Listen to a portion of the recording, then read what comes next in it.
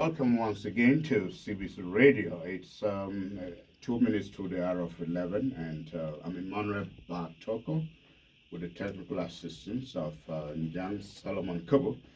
I bring you a guest of honor this morning. Madame Clarice Angafo is a speech and language therapist based in the United Kingdom. She's been in Cameroon for a month, working with the ear, nose, and throat department.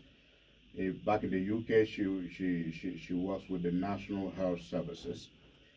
She just asked just to share her UK experience and to briefly talk about speech impairments and how they are corrected, especially within our context. Madam, welcome to CBC Radio. I'm happy to meet you for the first time. Thank you so much, and I really appreciate you having me at this moment. God bless you. Let's begin with the wealth of experience that you bring to us from the UK. Okay, thank you. As you've already said earlier, I'm a speech and language therapist, and I had a 1 month work program to work with the CBC Health Services, and I chose to come back to my home country, which is Cameroon, to do this work with them because in the past I've realized that there are so many individuals, whether children or adults, maybe children who have autism, those with Down syndrome, those with severe learning disabilities, cerebral palsy, or adults who have had a stroke or some form of brain injury and their speech, language, or communication, voice, or swallowing difficulties.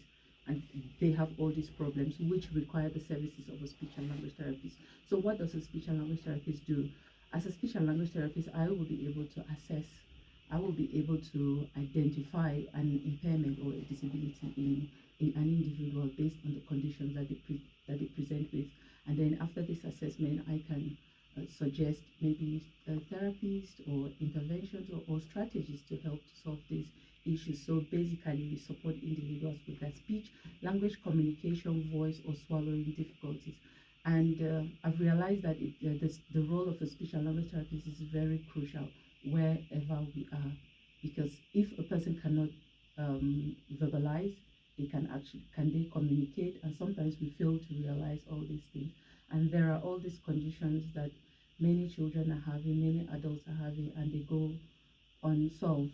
Meanwhile, if there was early intervention, then there would have been something done at the beginning.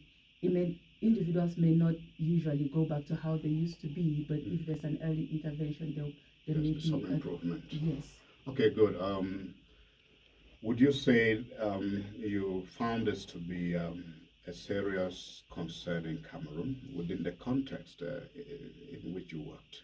Yes, it is a very, very serious concern because unfortunately there's no qualified speech and language therapist in Cameroon, and that makes me sad because from my experience working at Mbingo in the community, within the hospital, and also here in Bamenda working within the community, there are so many individuals who have these conditions, who have these impairments.